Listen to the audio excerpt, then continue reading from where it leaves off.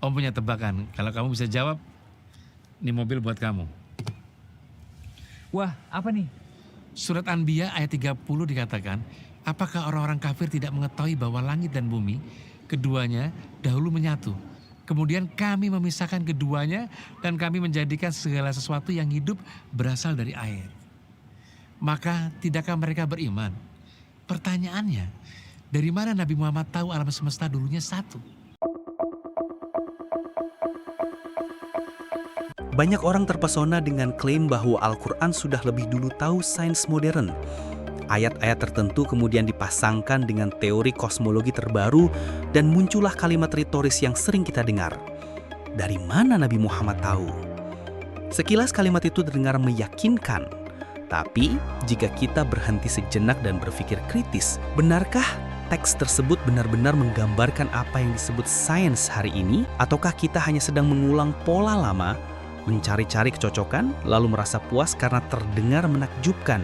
Fenomena ini semakin diperkuat oleh media sosial. Potongan ayat dan teori modern dipadukan dalam video singkat, menyenangkan hati penonton, dan segera dibagikan tanpa konfirmasi atau klarifikasi. Padahal, kalau kita mau menelusuri lebih dalam, kisah tentang langit dan bumi yang dahulu menyatu bukanlah hal baru. Jauh sebelum Islam, pemahaman serupa sudah hidup dalam khazanah kosmologi kuno. Dan disinilah pertanyaan reflektifnya. Apakah benar ini bukti prediksi ilmiah atau sekedar gema dari warisan imajinasi masa lampau yang masih hidup di benak manusia saat itu? Dalam video ini, kita tidak sedang menafikan iman. Kita hanya ingin menimbang dengan jernih mana yang sungguh pengetahuan, mana yang sekedar ilusi kebanggaan. Jika kamu siap, mari kita lanjutkan pembahasannya. Siapkan hati, jangan pakai emosi. Mari kita mulai.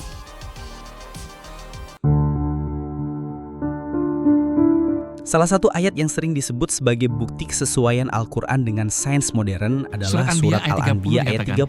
Apakah orang-orang kafir tidak mengetahui bahwa langit dan bumi, keduanya dahulu menyatu.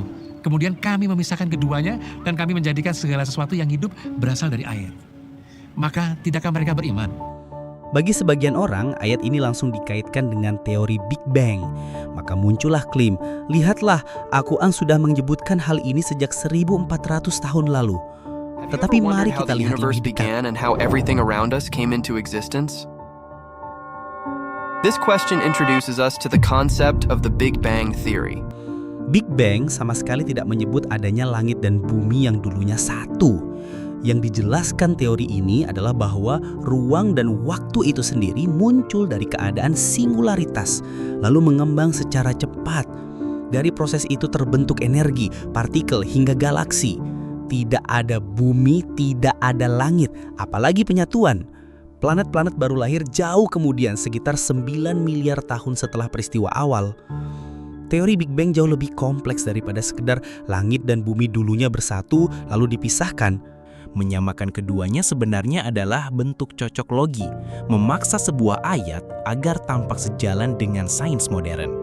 Pertanyaan kritisnya adalah, jika ayat ini benar-benar dimaksudkan sebagai bukti ilmiah, mengapa para ulama dan ilmuwan muslim terdahulu tidak pernah menafsirkannya dengan cara itu?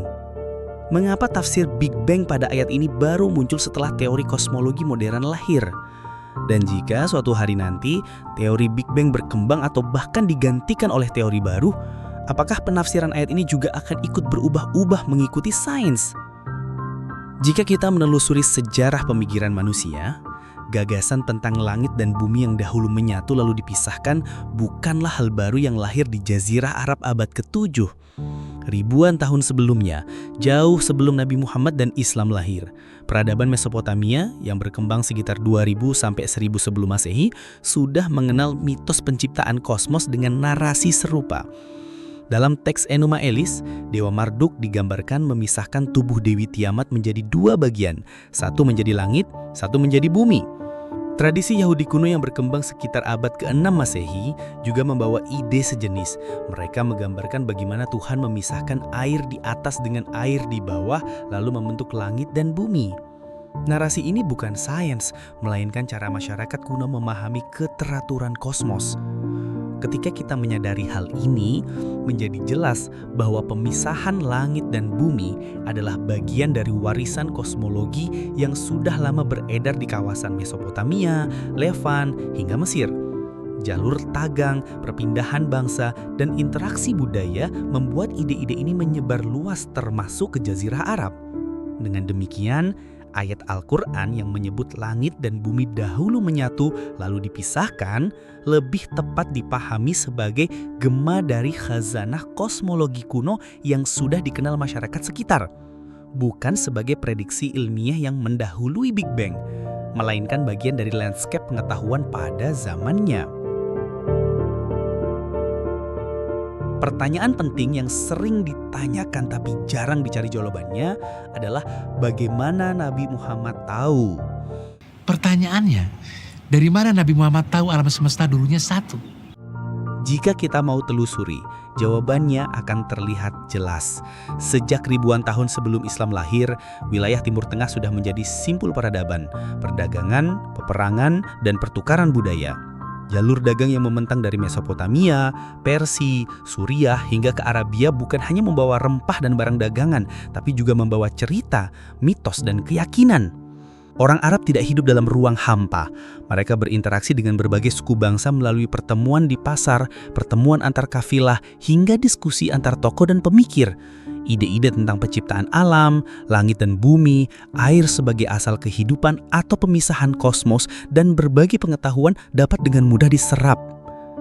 Karena itu, ketika Al-Quran menggunakan narasi langit dan bumi dahulu menyatu lalu dipisahkan, kita bisa memahaminya bukan sebagai pengetahuan ilmiah baru yang turun tiba-tiba dari langit kepada Nabi Muhammad, melainkan sebagai bagian dari warisan pemahaman kosmologis yang sudah lama beredar di Jazirah Arab. Ayat itu kemudian di masa sekarang menjadi bagian dari retorika wahyu yang seakan sebuah prediksi ilmiah yang mendahului Big Bang. Di titik ini, biasanya muncul pertanyaan baru.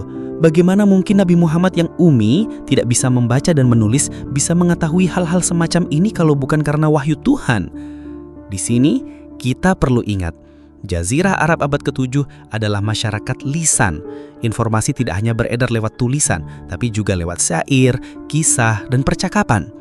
Artinya, pengetahuan bisa sampai kepada Nabi Muhammad tanpa harus lewat membaca teks tertulis. Sama halnya dengan Nusantara, fenomena ini tidak asing.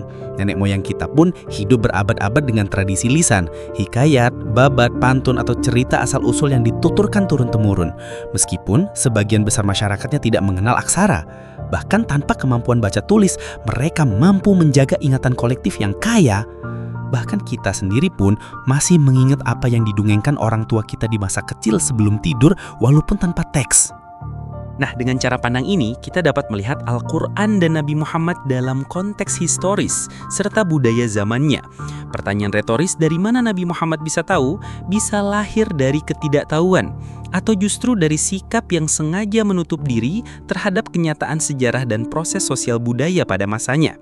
Jawaban instan yang menakjubkan mungkin terdengar menyenangkan, tetapi sesungguhnya menutup ruang nalar. Jika kita mau jujur, jawaban dari mana Nabi Muhammad bisa tahu itu seharusnya dipahami bukan sebagai sesuatu yang datang tiba-tiba tanpa jejak, melainkan sebagai hasil dari lingkungan sosial yang kaya dengan pertukaran ide, interaksi lintas budaya, cerita yang diwariskan, dan ingatan kolektif masyarakat kuno lintas generasi di masa lampau. Apa yang dibicarakan di sini bukan tentang ayat itu benar atau salah, melainkan bagaimana kita berpikir. Berani menanyakan sesuatu yang sering dianggap tabu bukan berarti melawan iman, tapi justru bagian dari tanggung jawab intelektual. Meski sering dicap sesat atau bahkan sakit jiwa, pertanyaan kritis sejatinya membuka ruang untuk memahami lebih jernih. Kita hidup di zaman modern, di mana sesuatu dihormati bukan lagi karena kisah menakjubkan, misteri, atau hal-hal di luar nalar seperti di masa lalu. Yang lebih dihargai sekarang adalah kontribusi nyata. Apakah sebuah ajaran melahirkan keadilan, pengetahuan, dan kepedulian pada sesama? Walau sayangnya, sebagian besar umat Islam nampaknya lebih senang berpegang pada narasi menakjubkan yang memuaskan hati. Apalagi jika narasi itu datang dari pemuka agama. Kalimat itu segera diperlakukan sebagai kebenaran ilahi yang ilmiah. meskipun sesungguhnya hanyalah tafsir yang seringkali dipaksakan. Jika sebelumnya kita semua tumbuh dan terbungkam oleh narasi yang menakjubkan dari mereka, kini saatnya kita berbicara dengan narasi kita sendiri. Narasi yang lahir dari keberanian berpikir kritis dan kejujuran membaca sejarah. Pada akhirnya, yang membuat iman bermakna bukanlah klaim ajaib yang dipaksakan, tetapi sikap, akhlak, dan warisan kebaikan yang ditinggalkan. Terima kasih sudah berani berpikir di saat yang lain memilih terdiam dalam tanya.